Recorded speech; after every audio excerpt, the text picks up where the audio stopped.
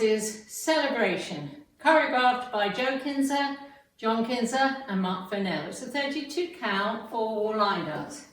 Section 1, starting with the right foot, walk forward, right, left, heel switches, right and left, and bind to the right, side, behind, side, touch. Section 2, rolling bind to the left, step in, quarter, half, quarter, touch, side, touch, side, chassé. Section 3, cross, make a quarter turn right, stepping back on left, step right forward, hold, together, step right forward, hold, together, shuffle forward, right, left, right. Last section, rock forward, recover, coaster, step forward, pivot, half turn left, step forward, pivot, half turn left. I'm now facing 3 o'clock, weights on my left, and I start over. Now let me go over the dance with the counts.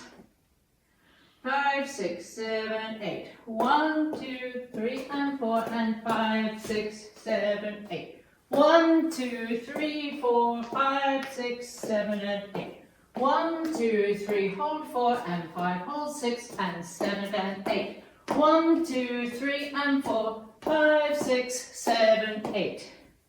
And that's the whole dance.